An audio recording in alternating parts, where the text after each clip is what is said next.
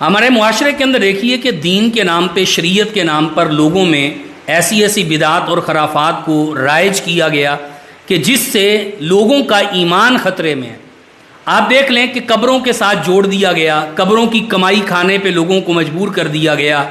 ڈھیریوں پہ جھکا دیا گیا، غیر اللہ کے سامنے ان کے آستانوں پہ بھیک مانگنے کے لیے بٹھا دیا گیا۔ کہیں گدی نشین ہیں اور کہیں لوگوں کو دعوت دی جاتی ہے کہ یہ قبر والے یہ سب کچھ کرتے ہیں، کہیں مجاور بیٹھے ہیں، معاذ اللہ کہیں دھاگوں کی پوجا کی جا رہی ہے، کہیں ڈھیریوں کی پوجا ہو رہی ہے، کہیں اولیاء کی چیزوں سے فیض حاصل کیا جا رہا ہے، اور کہیں اللہ معاف فرمائے ایسی چیزیں لوگوں کے سامنے لائی جا رہی ہیں تبرکات کے نام پر اور ولایت کے نام پر، کہ جن کا تصور بھی ایک بندہ مسلمان کرتا ہے تو دنگ اور حیران رہ جاتا ہے۔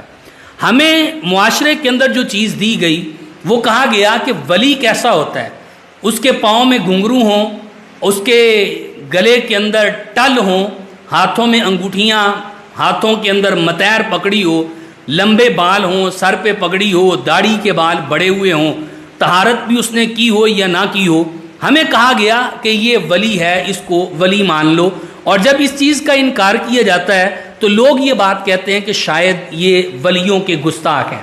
یہ بات ذہن میں رکھیں، جو غلط چیزیں، غلط نظریات لوگوں کے ہاں عام ہیں، ان میں سے ایک چیز یہ بھی ہے کہ لوگوں نے یہ سمجھ لیا ہے کہ پتہ نہیں اپنی کرامات دکھانے والا اللہ کا ولی ہے، شعبدے بازی کرنے والا اللہ کا ولی ہے، یا جس نے بہت سارا مال بنا لیا، پیسے بنا لیے، اور